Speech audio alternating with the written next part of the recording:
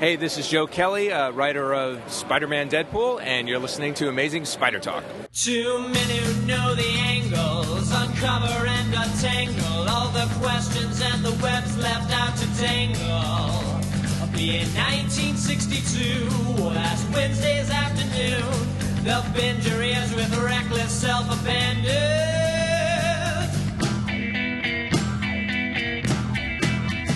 The Amazing Spider Talk. The Amazing Spider Talk. Come swing through the air, sit back and prepare for the Amazing Spider Talk.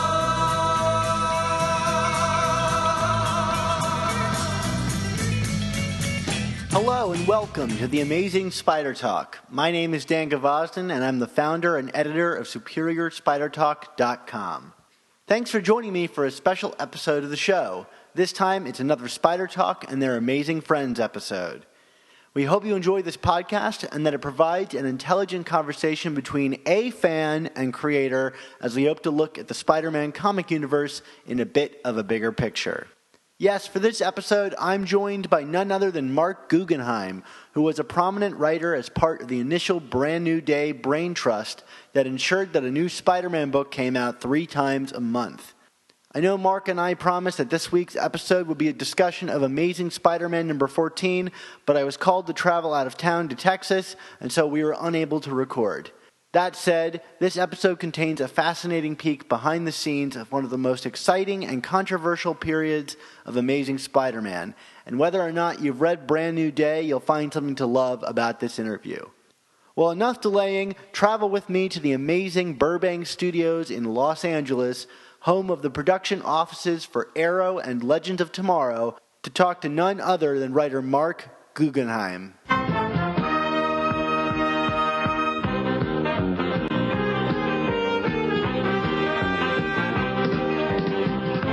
Spider-Man and his amazing friends, Iceman and Firestar.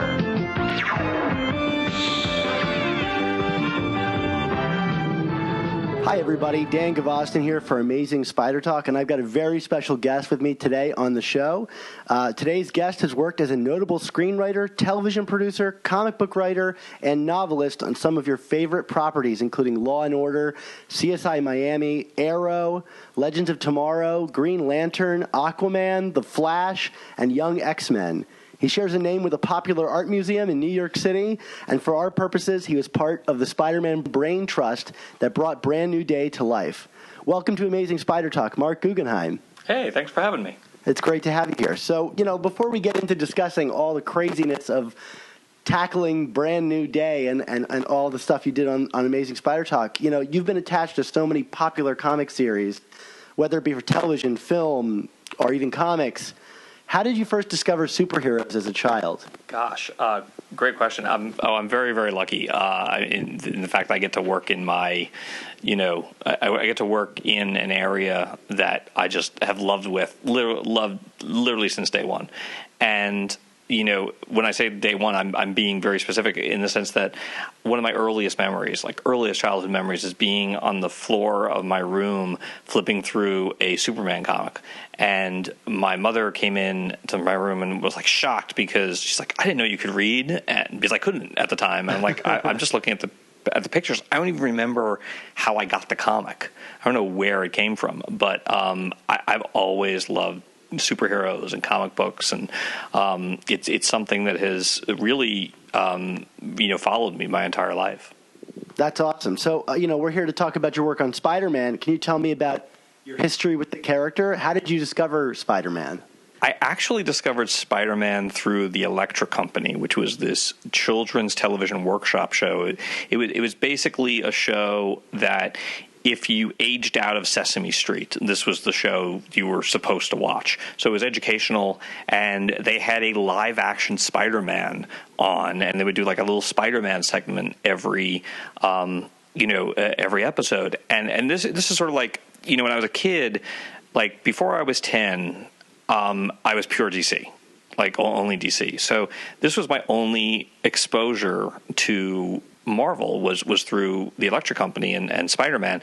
And when I was really, really young and I was just starting to watch Electric Company, Spider-Man terrified me. I was scared of Spider-Man. Like Spider-Man would wig me out as a kid. He was kind of a weird guy. He didn't talk. He didn't talk. Around. He spoke in these word balloons that they would sort of superimpose on the screen. And I remember this one episode or one clip where he went up against this guy who like gave you measles, and I just remember being completely freaked out about it. And it's quite possible that I was actually too young to really watch Electric Company, because when I sort of do the math on it, my reaction was so severe that I would like to think that it was because I was really, really young.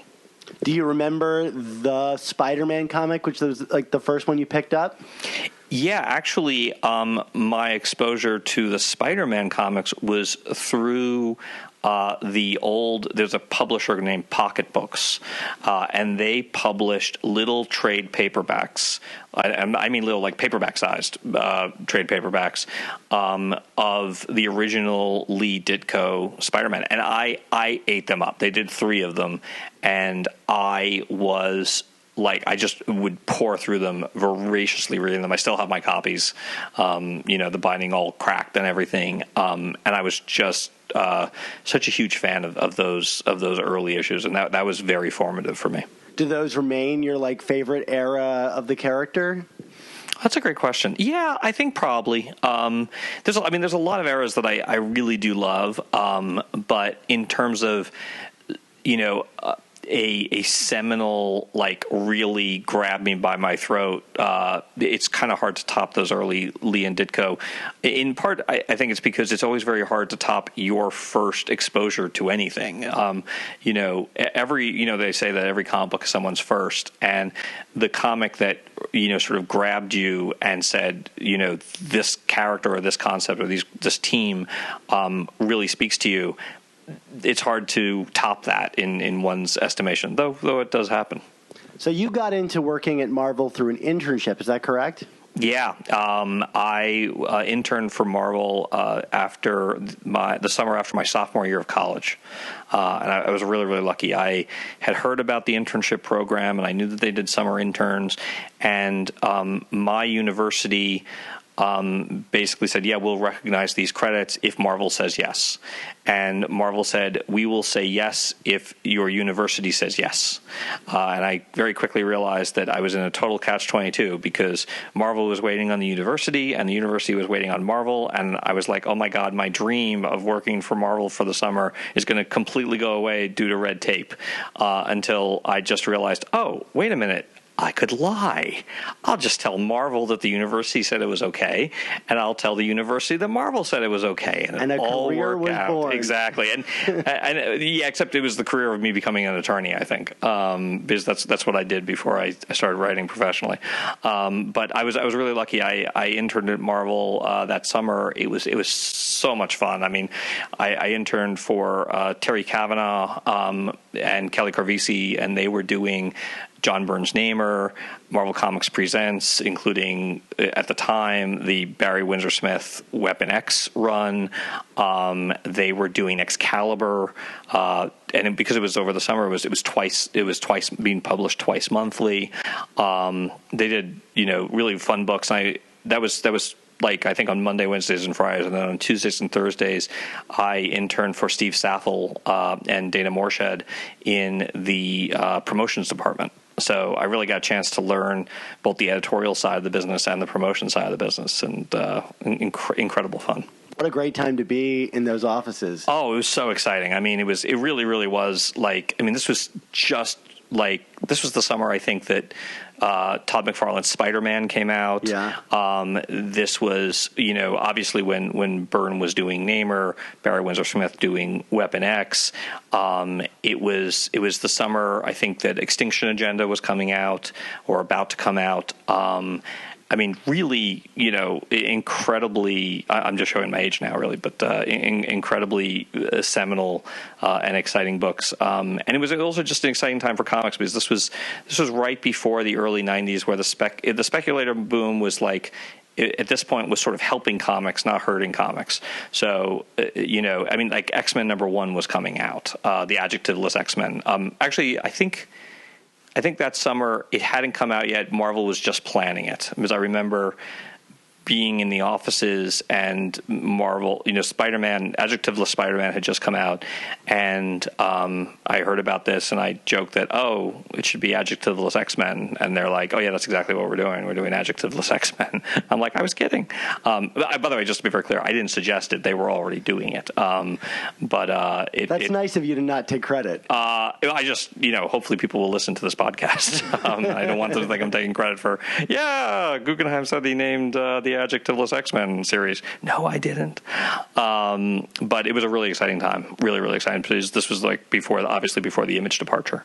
And before the bubble burst on the speculator market. So speaking of an exciting time to get in on something, let's talk about your time with the Brain Trust and the Brand New Day. Good segue. So, thank you. Our listeners, are familiar with my co-host Mark and I. We really enjoy that period, but they might not be so familiar with what this Brain Trust was. So can you tell us briefly what the idea behind the Brain Trust was?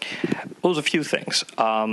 Basically, Joe Straczynski was coming off his run on Amazing Spider-Man, and at the time, Marvel published, I want to say it was 3 different Spider-Man books. They published, Amazing Spider-Man, Adjectiveless Spider-Man, or actually it had been retitled Peter Parker Spider-Man, and Friendly Neighborhood. Thank you, Friendly Neighborhood. I was like, Peter David's book. Which one was Peter David's book?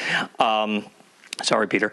And they had come to a few very important decisions. One was that they were going to cancel the other 2 non-Amazing books, still very good books, and publish Amazing 3 times a month. The other thing that they were going to do was going to basically retcon away or eliminate Peter Parker's marriage to Mary Jane. But there was both a commercial decision and a creative decision. And the idea was we were going to have, there was going to be this crossover among the various different Spider titles that was going to be called One More Day, that would take care of the creative retcon, and that would tee up Brand New Day, which would be a new run with a group of writers and a group of artists, because it would be basically one book being published 3 times a month. And the thinking was, like, let's assemble, Marvel's like, let's assemble basically a writing staff like you would on a TV show. And Steve Wacker was the editor, with Tom Brevoort supervising, and it was going to be, and I think it turned out to be, like a real sort of back to the basics kind of approach for Spider-Man. It wasn't just Peter not being married to Mary Jane. It was bringing back the friendship with Harry Osborn, making J. Jonah Jameson and the Daily Bugle and Peter's job at the Bugle a more prominent part of the book. Really trying to get back to the core of those early Lee Ditko, Romita Spider-Man issues. So how did you find yourself on this team of writers? I had been writing for Marvel, I want to say, it's like 2 to 3 years at that point, and I had done a Punisher story that at the time had not been published. Actually saw publication last year finally, and then from the Punisher story I worked on Wolverine, did a couple of arcs on Wolverine. I had been writing Blade, and Marvel offered me an exclusive contract, and basically like, come be exclusive and you can write Spider-Man. And they only, the thing is, they only told me, and I think all the rest of the Brain Trust, and at some point towards the end of the run, we all sort of collectively realized that Brain Trust sounded really pretentious, so we just started calling ourselves Webheads in the titles, in the credits. But anyway, I don't think any of us knew about the undoing of the marriage. And one of my memories was we all met for our first summit in New York, because we all lived around the country. We need to all be in the same room if we were going to act as a writing staff. So I remember us meeting with Joe Quesada and Tom and Steve, all of us together in one room for the first time, and that's when they pitched us One More Day. So we'd all signed on not knowing the buzzsaw that we were stepping into. But we were, and I think we all heard the pitch, and, without, without, and everyone has different opinion, without sort of commenting on whether or not people thought it was a good idea or not, because I know that's like a controversial topic, I think we all recognize that there would be some strong opinions outside of the room on the part of the fans that we would be sort of inheriting, which we all thought would be interesting. I think, truth be told, it really speaks to the great love all of us had for the character, that even with a public relations challenge, we were more than happy to try to overcome that in order to work on Spider-Man. I was going to ask you if you had any hesitation about not only following up JMS and One More Day, coming on the book, because, his run was Eisner winning, I hold Joe in incredibly high regard. I was and remain a huge Babylon 5 fan and really love his comic book work. So I didn't know, and the rest of the Brain Trust didn't know, that we were following up One More Day because they were pitching us One More Day.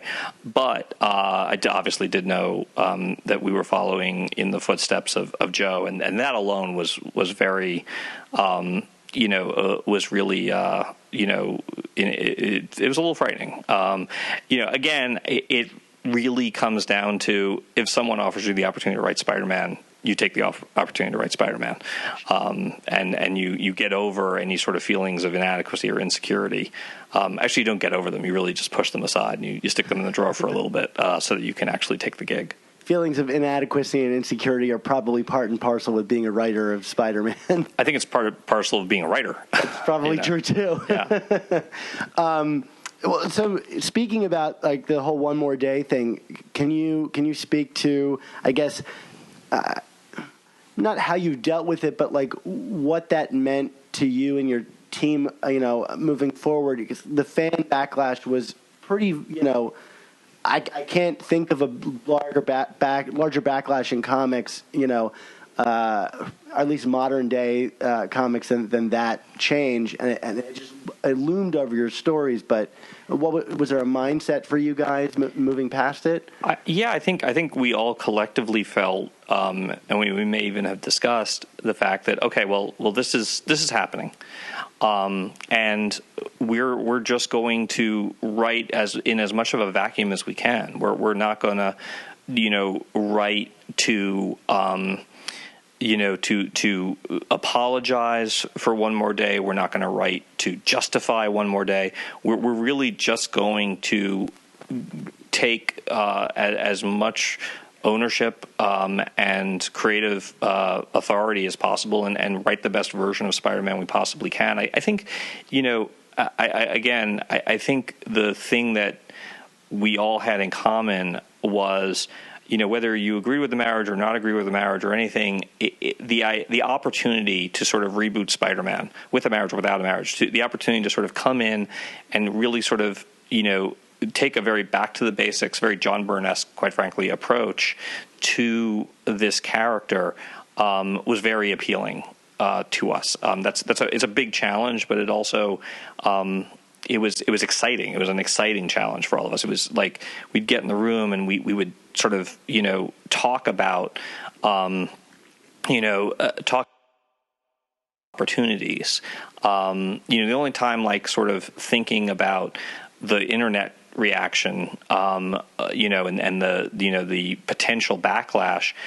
I guess we didn't really think about it as backlash. We thought about it as, okay, there's going to be an interesting opportunity here. Like we recognize that the first time Mary Jane appears in the comic again, that's going to be a cool moment. Like, how do we make that moment everything it can be? Dan had I believe it was Dan's idea. Dan had the idea to have this character named Jackpot, who's a redhead, and you're wondering, is she Mary Jane or not? Like, just having fun with the new the new status quo create a lot of inherent mystery to it, because it wasn't incredibly clear after One More Day what other repercussions there had been, apart from everyone just knew, okay, they're no longer married, but you don't know how Mary Jane is going to come back on the scene. You don't know what she's been doing while she was, not in the book. Peter's whole social life, is different. He's no longer living with a supermodel. And that's sort of the other thing that I don't think people really, thought enough about, but we spoke a lot about it, which is the idea that it's not just ending the marriage. It's ending, basically at Peter's access to an entire lifestyle that was very different from the early Lee and Ditko Spider-Man days. I mean, the idea of Peter having to scrounge for money, Peter having to work at the Daily Bugle to make ends meet, that was something that, again, for better or for worse, was not a story or a storyline or an area that you got from the marriage to Mary Jane. You just couldn't do it. Yeah. So I'm curious about crafting the world of Spider-Man when you're given such not a blank slate, but you're really given a lot of freedom. I guess I'm curious about a number of different things, namely, what were you told by editorial was the goal? What were things that you were allowed to do and weren't allowed to do? And then what ideas did you have that you were embraced, and what were ideas that you were turned down? Great questions. Well, first of all, Tom Brevoort had written up a really terrific manifesto. I think it was actually called the Spider Manifesto, that has since been republished. You can find in the trades, and perhaps even in a couple of floppies. That I think really set out a wonderful mission statement for Brand New Day, and we all sort of took that and ran with it. We really embraced it, and what was great about the early summits was it was just us in a room with editorial, and everyone's pitching out different ideas, and we're going down different roads. We didn't set a lot of rules for ourselves. Again, I do remember there was a certain let's wait X amount of time before seeing Mary Jane again. There was also let's wait X amount of time to the point of we don't even have any early plans of bringing back Osborn and the Green Goblin, that sort of thing. What are the things that we don't want to touch, not because we can't, but because it's too quick, it's too soon. You don't want to waste Green Goblin returning, for example. But as you saw, we didn't have Mary Jane, but we had Jackpot. We didn't have Green Goblin, but we had Menace. We talked a lot about Menace and Menace's identity, and the fun of introducing a Goblin-esque character and playing a whoddunit element with them. We played around with a lot of different things. It was a very, very, very deep bench. And I do not include myself in this, but Zeb Wells, Bob Gale, Dan and myself, and then later on we brought on Dennis Hopeless and Joe Kelly and Mark Waid. That Mark Waid guy, he's going places. Very smart guy. That's an incredibly deep bench and a lot of talent and just a lot of great ideas. Dan Slott alone, by the way, is just, I've never worked with any writer who's such an idea machine. I mean, and good ideas. I mean, is incredibly prolific in terms of ideas, and they're all ideas born out of a love of the comic books. And we all just riffed on, we can do this and we can do that. And when you're doing 3 books a month, it actually creates a lot of story real estate that you feel like you don't have to rush anything. So, as a Spider fan, these summits just sound like a dream place to be, just people nerding out and pitching ideas. But I've always been curious, when we talked to Joe Kelly on our show, he mentioned some of the stories that he ended up writing, like the Rhino story was originally a Zeb Wells story. It was originally a Marc Guggenheim story. Or it was a your story. Yeah. Which that's one of my favorite stories in the history of Spider-Man. Huh. By the way, he did a much better job writing it than I would have. Well, either way, I'm curious about, how these summits worked functionally. You throw out ideas, but then who's doing the assigning? Yeah, I'm sure that's Wacker, but how are people assigned stories, and how did that all shape together? It changed. It changed a lot. I mean, we never really had one set methodology. I think, we recognized that, the first 4 arcs written by the first 4 writers, that would be its own sort of chapter, and very much a chapter designed to, Dan did the first arc and he had certain things that he had to establish. I did the second arc and there were certain things that I had to establish. Same with Zeb, same with Bob. Because there in those first 4 arcs, we knew we were crafting basically not a whole new world, but certainly a new status quo. And we had, from that first summit, we had all these characters that we knew we wanted to introduce. We knew we wanted to introduce Menace. We knew we wanted to introduce Jackpot. And we knew that there were various different, supporting characters that we wanted to either introduce or reintroduce, or reestablish. And it was, it was sort of like, okay, well, we know the order it's going. We know it's going to be, Dan, then me, then Zeb, then Bob. I think that's pretty much how the order went. And then we did our second summit, and it was a different set of issues. And because, okay, we've got the toolbox set up, we've got the toy chest set up. Now what stories are we going to tell? And the way things got assigned were generally speaking, part of it was logistics, part of it was like people's schedules, part of it was, if it's a story that, Dan particularly gravitated towards, Dan would write it. If it was a story that I particularly gravitated towards, I would write it. Sometimes it was, Dan pitched something, so of course Dan's going to write it. Dan has, and he's proven this, has enough ideas to literally be a one-man, Spider-Man brain trust, and you can publish as many times a month as you'd like, and he'll be able to keep up because he just has that many ideas. And then, Tom and Steve would sort of, work out, and it's not even just working out the arcs and the assignments, also the length of the arcs, and working out who's going to draw them. And that's got to, factor in. There was a lot of higher mathematics, and I give a lot of credit to Steve Wacker, who he had just come from DC. This was his first Marvel gig, and he had not just come off of DC, but come off of 52, which was DC's weekly book, which is its own logistical nightmare. So in many ways, Steve was the only editor really qualified to do this kind of job, because of the amount of organization and logistics and scheduling that doing a 3 times a month book entailed. I mean, this really was a first also. I think, it's become maybe 3 times a month is a little rare, but certainly twice a month double shipping has become very commonplace. DC's now doing it across their line. Marvel's been doing it for a really long time. But at the time, this was brand new and a real experiment. There was no time I was more excited to be picking up a Spider-Man comic, because if I wasn't digging one story, the next story was certainly going to be something that I really dug.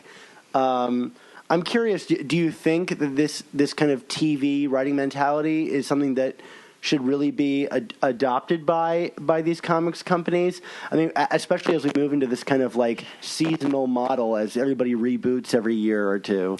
Yeah, I mean, I'm probably showing my age. I don't love it.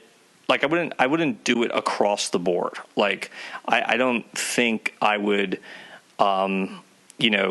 I think I love the idea of the creator-driven model too much to say oh yes, every line should be like this, or every book in someone's line should be like this.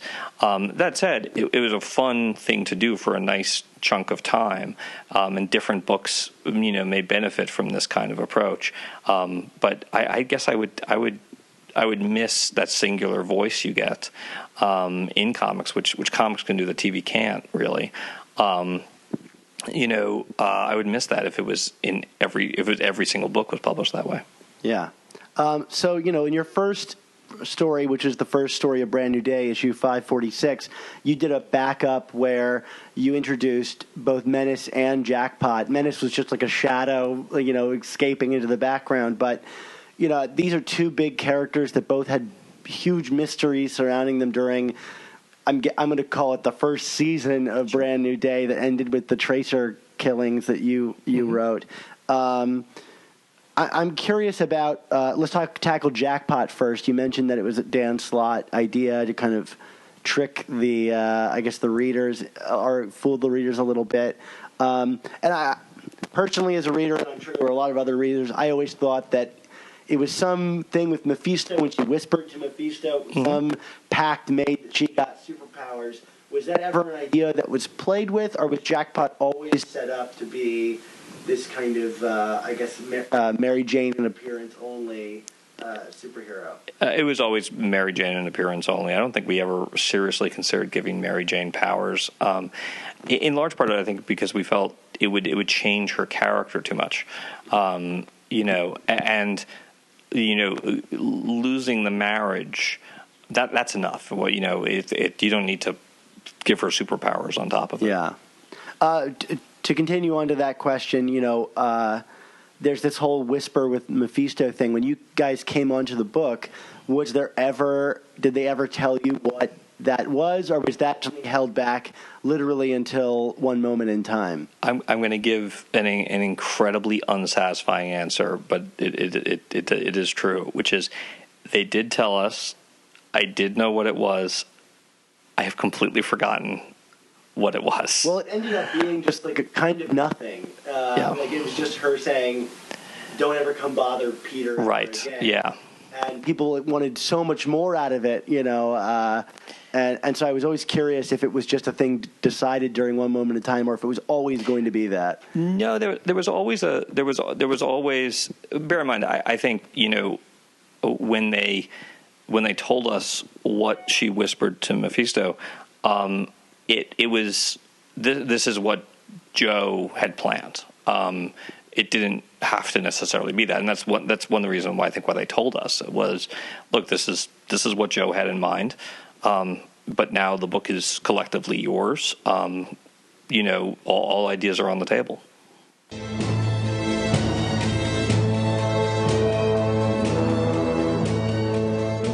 Hey everybody, Dan here again. This seems like a pretty good place for me to cut in.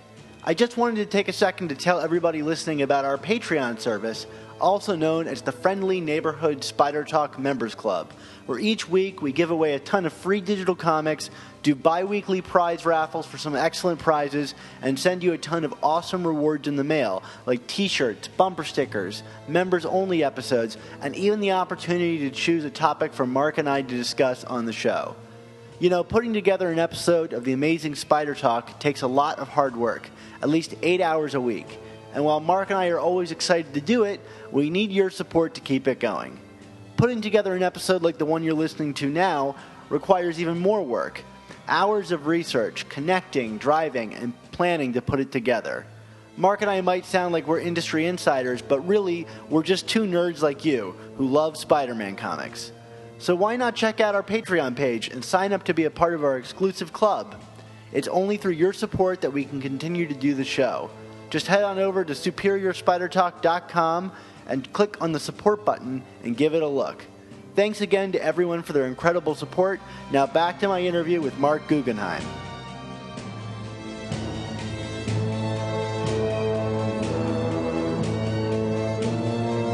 So, getting to Menace, one of the great things about the Brand New Day era is that kind of street-level threat that I felt like hadn't been in Spider-Man for perhaps several decades, dealing with clones and who knows what. And I can't think of an era outside of maybe Ross Andrews' pencils where New York played such a huge element in the story, and that bled into the supporting cast with Vin, who's a police officer, and Carly Cooper, who is, a medical examiner.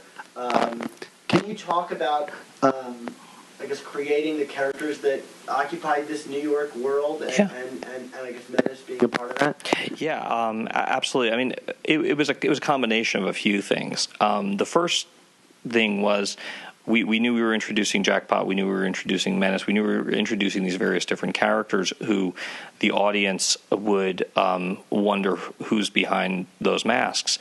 And if you're going to do that, you've got to introduce some potential. You have to introduce some potential quote unquote suspects. Some have to be red herrings, and some have to be legitimate theories. So we knew that we were going to be expanding the supporting cast, but the other part of that, the other half of that desire was we wanted to expand the supporting cast. We wanted to get back to those days. You're right that, and I think we felt it too, there was a general lack of that street level kind of crime in Spider-Man for a while up until that point. But the other thing that we felt the book had gotten away from was that very rich, very, very interesting and well thought out supporting cast of characters. Once Peter and Mary Jane were married, it sort of became like, they became like your friends who are, they get married and suddenly they don't have time for their friends. So we really, again, if you're gonna lose the marriage, then reap the benefits of giving Peter back that incredibly well-rounded and diverse and interesting supporting cast. So one of the most memorable stories from your time on the Spider books was Amazing Spider-Man 565 to 567, or Craven's First Hunt, featuring the debut of Anna Kravinoff, the third Kraven the Hunter. Can you speak to the development of this character and returning to the world and characters of Craven's Last Hunt, which had gone untouched for so long? Yeah, it's funny. I feel bad. I'm trying to remember what occasion that storyline. I want to say we were looking, again, because we were in this space of we're not going to bring back, Green Goblin anytime soon. We were looking at all the different members of Spidey's Rogues Gallery, and we all, we all held Kraven in very high regard. Love Kraven's Last Hunt. At the same time, we didn't want to, at the time, undo Kraven's Last Hunt. Obviously, that came later. But we loved that character. And we talked a lot about, how do you get that kind of character back into the book, without bringing Kraven back to life. And I forget how the idea of Kraven's daughter came up. I want to say, and I could just be filling in gaps in my memory with fiction, but I want to say it was really born out of this notion that the Kravinoff family, one can imagine that they take revenge very, very seriously, and if it's not beyond the pale to say that Kraven had a daughter, and that she would inherit his skills. And certainly inherit his, a vengeance for, what she blamed. Basically, Kraven commits suicide because of the spider. Wouldn't one, want to, avenge their father's death? You had also said in another interview that Spider-Man had been lacking female characters in his Rogues Gallery, and certainly injected a brand new one into that running stable. Yeah, that was the other. Certainly, it's funny. I don't even think once we hit upon the idea of the quote unquote new Kraven being a offspring of the original Kraven, I don't think we even thought for a second that it should be a guy. I think we always felt it should be a daughter for precisely that reason.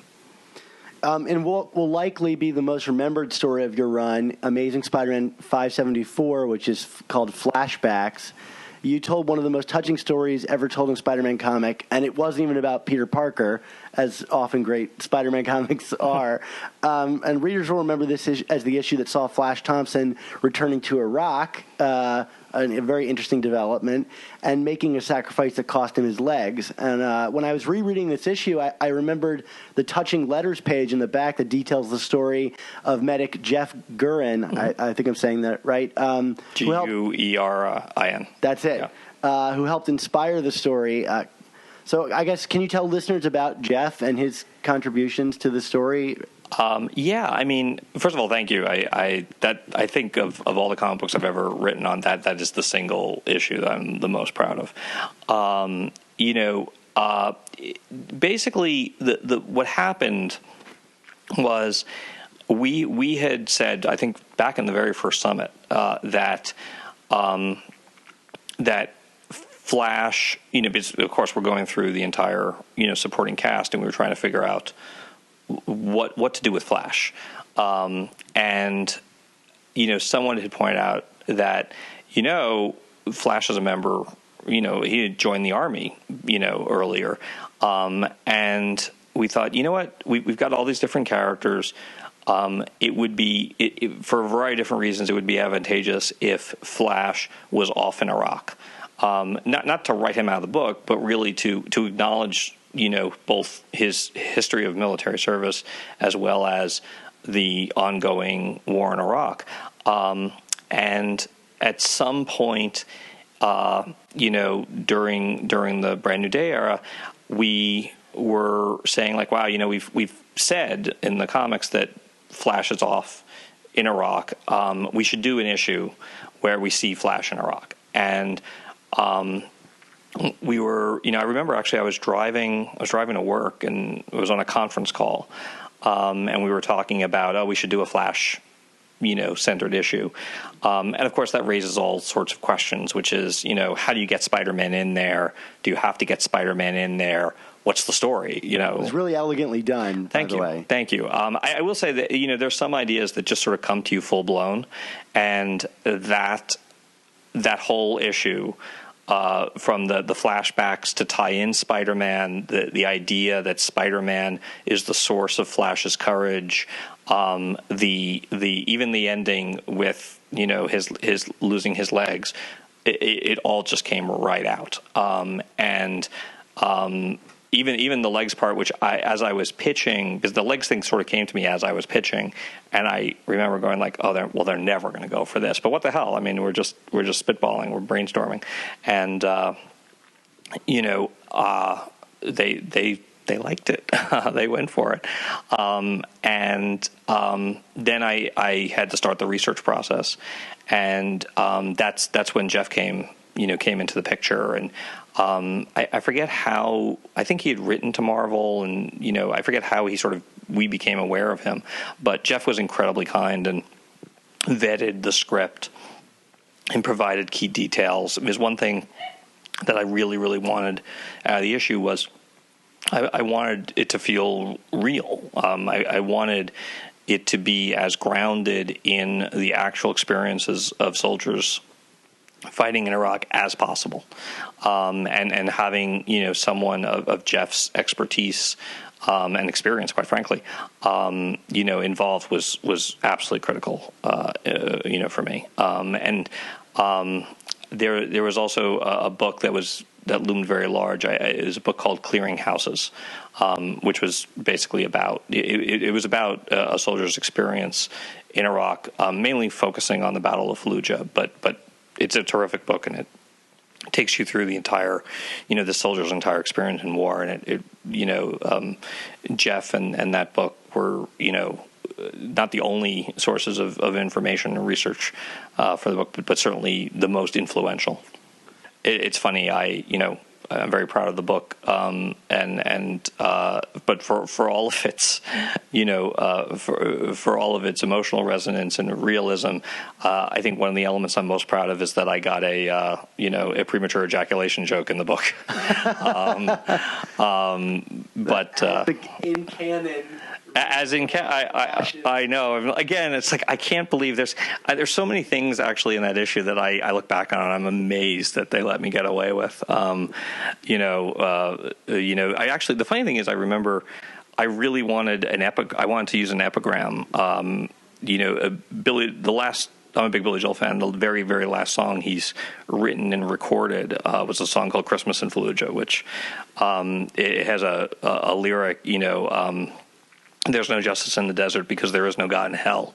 And I wanted that to be the epigram. And then for some legal reason, legal came back and said, you can't use a song lyric as an epigram. And it was Steve's idea, what if Peter had sent Flash a Christmas gift, and it was an iPod with this song on it. Ooh, that's a very clever way of getting the song in. And the other thing I remember about the issue is that it was Dan Slott who suggested the title Flashbacks. Oh, great. And he's like, this has to be the title. It's obvious. This has to be the title. And he was right.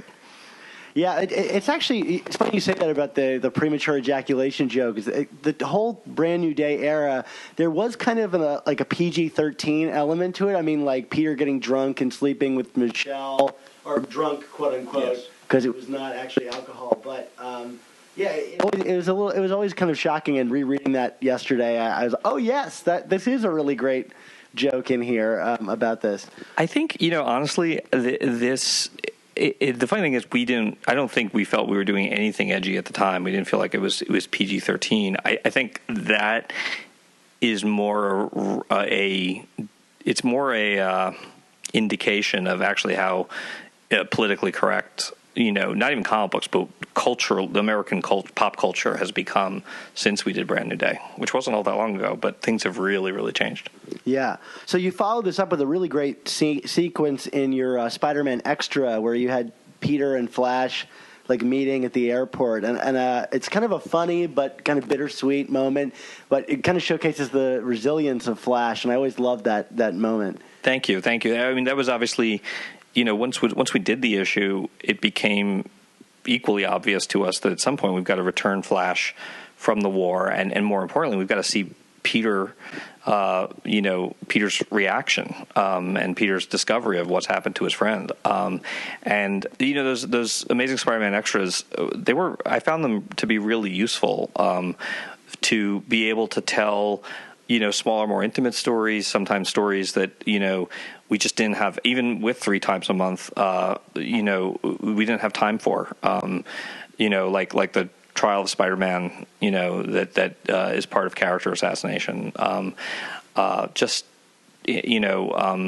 was, and jackpot stories. And we really, I really enjoyed having that outlet as, a separate book to do little footnotes like that. Well, it's funny, for a book being 3 times a month, it was certainly oftentimes 4 or 5 times a month between Web of, Extra, and in Spider-Man Family. It's just a mother, just mainlining Spider-Man. Yeah, it just goes to show, no matter what, there's a lot of Spider-Man to go around. Yeah.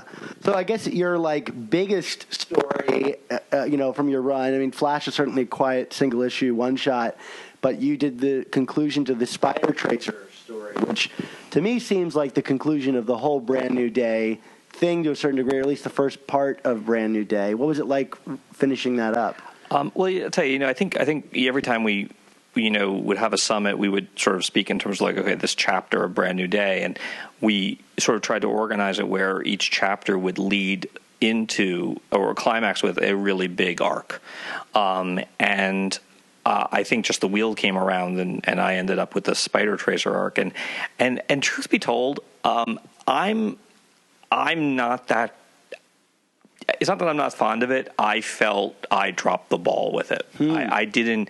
I felt like it started off strong, and this is relatively early on in my comic book career, and I wish I had. I feel like I didn't stick the landing as well as I could have. I think early on in my comic book career, I didn't do a very good job of leaving enough issues, enough pages, really, for the climaxes.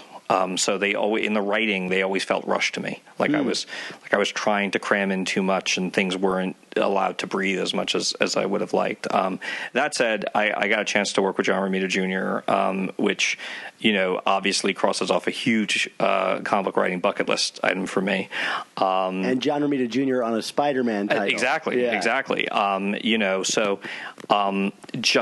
that alone was really, really important to me. And there's elements of it that I enjoy and I'm proud of. And I hope, at the end of the day, if people like it, that's more important than whether or not I like it. I wish, I don't know, I always look back at that arc as a missed opportunity.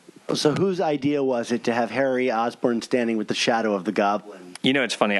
I think when I can't remember specifically, I'm always going to default to Dan because Dan was such this font of ideas. I do remember we broke out the whole character assassination story at one of the summits, and there was a whole host of people. Joe Quesada was there. Tom Brevoort, Steve. The Brain Trust. There were a lot of a lot of ideas being thrown around. But we definitely, knew that we wanted to tweak people with Menace for sure. I specifically like Vin's story in that particular series, and I think you wrote a number of issues with Vin as a main character, if not like the main character of the comic. And he's kind of a unique character in Spider-Man history because he's almost inherently unlikable. Yeah. And yet there's a lot of attention given his way as part of Spider-Man's friend group. I think we all collectively, really enjoyed writing Vin, in part because, again, it's an opportunity to add a new toy to the toy box. It's one thing to write Harry and to write, when she came back in the book, Mary Jane and May and certainly Jonah, but to write a new character, and a new male character, because that's the thing. It's like, the female characters, there's always been, a great number of female characters in Peter's life, and a lot of them are romantic interests or at least crush objects. But like in terms of guys, like there's Harry and there's Flash and and Jonah is not a friend, so he really does not count. So I think we all just gravitated towards Vin as, this could be really, really interesting. Like this is a type of character we haven't seen in a long time in Spider-Man. When you're doing a story like this one where there's all these different storylines converging, and you've been working on Arrow and all the shows that you've done. Not to say that it's easy for you now, but you must have like a method to kind of keep track of this and make sure these things, whether or not you like it in this particular story or not. What is the method for you that you use to kind of plot these character arcs and time them correctly? Are you like a flashcard guy? It's a great question. Actually, I'm much more of a legal pad type of guy. And then what I'll do is I like it's not a legal pad. I guess it's a letter pad technically. It's 8.5 by 11 pages, and I'll write things out and I'll chart things out and then scan those pages in, so that I always have them digitally, because I always want them, when I'm writing on my laptop. But I think also again, experience gives you new tricks, and you also you rely on that sort of hive mind. Quite frankly, of every, everyone's got their, their own memories of things and their own organizational systems. And you sort of, I think when you're working with a large group like that, you rely on your partners and they rely on you, and you all keep checking in with each other. There's no magic trick to it. I will say that. It's you wish there's a perfect organizational principle. If I just apply that principle, everything will be nice and tidy, and it never works out that way, or at least it hasn't worked out for me that way yet. And lastly, your final 3-issue story is one from Amazing Spider-Man 608 to 610 that returned the character of Kane, who we hadn't seen in almost a decade, at least to my mind. I guess my question for you would be, what is involved in bringing a character like that back, and what was the thought about bringing someone like Kane back into the book, especially now that he's going on to have Scarlet Spider and he's become a huge character. I know, right? Well, this was sort of my way of crossing off a bucket list item. I came into Brand New Day for whatever reason really wanting to revisit Ben Reilly, and for a variety of different reasons. Mainly other writers had sort of laid claim to a story with him. I couldn't do Ben Reilly. And then at some point it occurred to me, but wait a minute, Kane is still out there. Somewhere. And we haven't dealt with him. And that could be very, very interesting. But the real raison d'etre of the story was it really went back to my earlier desire to do something Ben Reilly related. And I had this notion of, wait a second, for all these years, there had been this guy with Peter Parker's face going around living his own life. What if something happened where someone blamed Ben Reilly for something, and then lo and behold sees Peter Parker on the news and goes, wait a minute, that guy is Ben Reilly. What if Peter was targeted by someone who actually was trying to get revenge on Ben Reilly for something? That struck me as really, really interesting. And then I forget, I think it was one of the other writers that suggested that Kane, maybe there's a way to work Kane into the story somehow, because again, Ben not being available, but certainly swimming in those waters and certainly acknowledging those years, those lost years as they were, there would be some interesting parallel to be had there. So that's sort of how that story came about. And then I had suggested the notion of sort of telling the story in two time periods, of telling a present day story with Peter and a flashback story with Ben.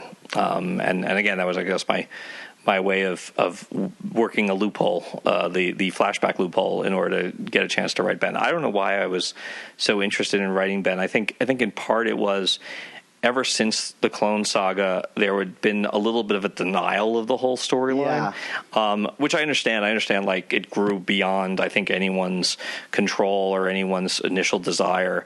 It was, I think, correctly sort of denied for a while just so that the book itself could move on. But by the time Brand New Day came around, I felt like it had been denied for so long.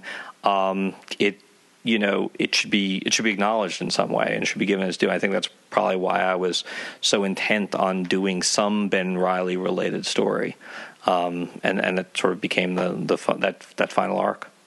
Well, I want to finish with a question that I ask everybody that comes on the show, and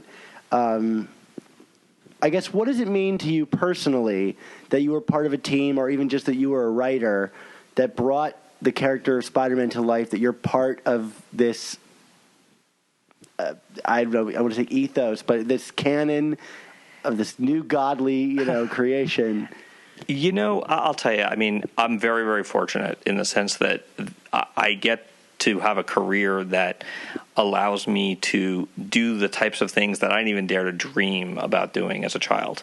And that the 10-year-old boy in me would not believe. Like, if I could travel back in time and say to my 10-year-old self, hey, guess what I'm going to get a chance to do?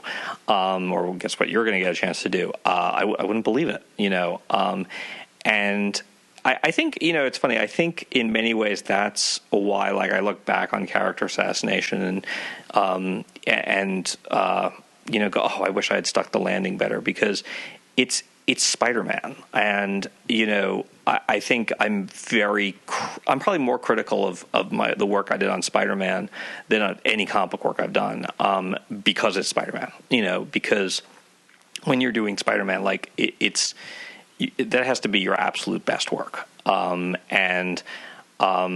very, I'm very self-critical about it. At the same time, I totally, it's not just self-flagellation. It's just appreciating and valuing the experience of getting a chance to write Spider-Man. And truth be told, like, if I didn't get a chance to write any Spider-Man issue except for 574 with Flash, I'd be very satisfied.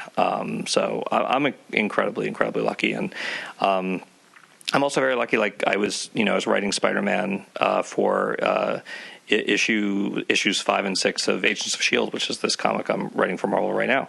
I somehow managed to work in a shameless plug for my current series, and it was like, oh, Spidey. I love writing Spidey. I mean, I just love writing Spidey. I mean, there's probably not a single character who's more who's a better fit for my voice as a writer than Spider-Man.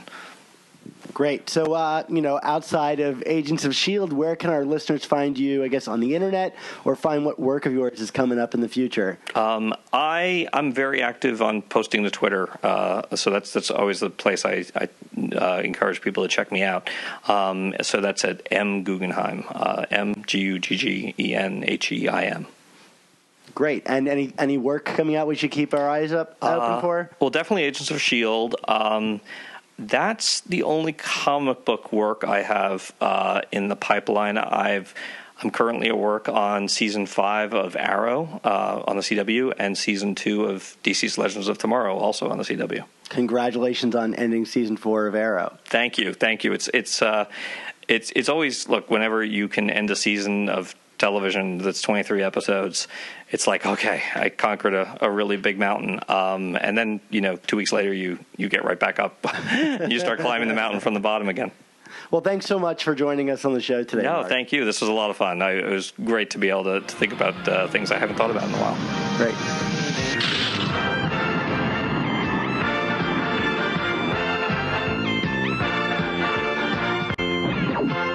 Spider-Man and his amazing friends.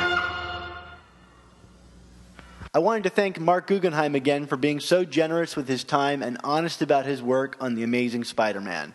I know he really helped me fill out my understanding of how the Spider-Man brain trust worked. Most of all, he was just the nicest guy. So if you enjoyed the episode, please be sure to thank him on Twitter or in person for coming on the show. So as for all of our other amazing episodes and interviews, you can find all of our new Amazing Spider Talk and old Superior Spider Talk podcasts at superiorspidertalk.com, or find us on iTunes and Stitcher and Google Play by searching Amazing Spider Talk. And if you do, please be sure to leave us a comment or review. Also, please be sure to check out The Ultimate Spin, our brother podcast that covers the stories of Miles Morales and Spider-Gwen. Brian was awesome enough to appear on our previous episode, so if you liked hearing his sultry voice, you'll get a lot more of that over there.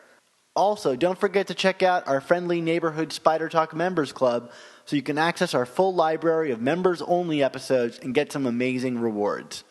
Mark will be back next week to join me in a discussion of Amazing Spider-Man number 14 by Dan Slott, Christos Gage, and Giuseppe Camicoli. I know I like the book a good deal more than I like issue number 13, so I'm anticipating a fun discussion with Mark. Of course, you can find me on Twitter at SupSpiderTalk and read all of my writing at SuperiorSpiderTalk.com. So until next week, this is me reminding you that with great podcasts must also come amazing Spider Talk. Don't miss the next installment.